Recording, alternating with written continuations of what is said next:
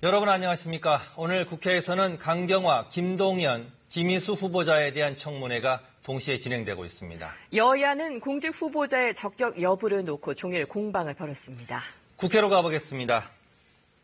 자, 김지숙 기자, 먼저 강경화 외교부 장관 후보자 청문회 내용부터 전해주시죠. 네, 일단 강경화 외교부 장관 후보자는 장녀의 위장 전입과 관련해 진심으로 사과드린다며 공직자로서 판단이 매우 부족했다고 말했습니다. 거짓 해명 의혹에 대해선 당시 전입 신고는 자신이 했고 남편은 정말 모르고 친척집이라고 대답했다고 해명했습니다. 거제도 땅 투기 의혹에 대해선 형질 변경 후 매입한 것이어서 땅값이 별로 오르지 않았고 투기도 아니라고 주장했습니다. 세금 탈루에 대해선 증빙 서류를 첨부하는 과정에서 세금을 못 낸 것을 발견해 뒤늦게 냈다고 해명했습니다. 사드 배치 문제에 대해선 안보를 위한 결정이었으며 국회 논의가 필요하다는 견해를 밝혔습니다. 지난 2015년 이뤄진 한일 위안부 합의에 대해선 일부 문구는 군사적 합의에나 나올 수 있는 이야기라며 강하게 비판했습니다. 강 후보자는 가장 핵심은 피해자 중심의 법적 책임과 배상이라면서 부족한 부분을 면밀히 보고 분석해 앞으로 나아갈 길을 찾아보겠다고 말했습니다. 그리고 김동연 기획재정부 장관 후보자 청문회가 있었는데 정책 검증이 주로 이뤄졌죠. 어떻습니까?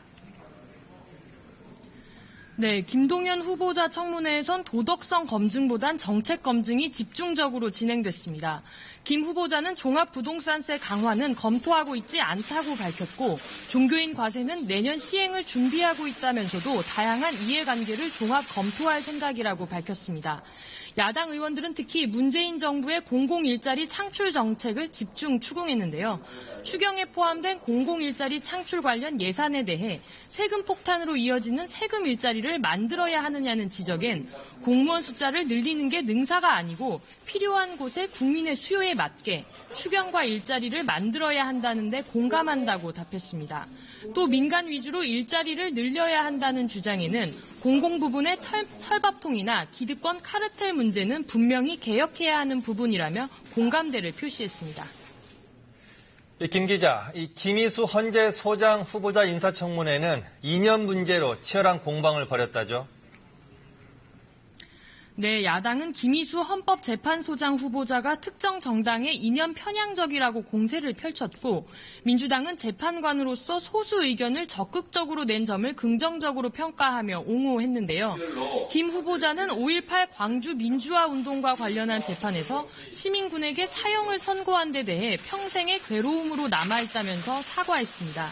또 통합진보당의 해산에 반대하는 소수 의견을 낸 것과 관련해선 헌법 해석 범위 내에서 쓴 것이라 특별한 부담감은 없었다고 밝혔습니다.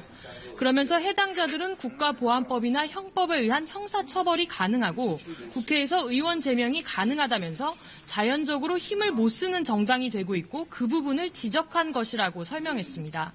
김 후보자는 아울러 통진당 해산 결정에는 동의한다고 말했습니다. 부인의 농지법 위반 논란에 대해선 가족의 일을 잘못 살핀 것에 대해 책임을 통감한다고 사과했습니다. 지금까지 국회에서 전해드렸습니다.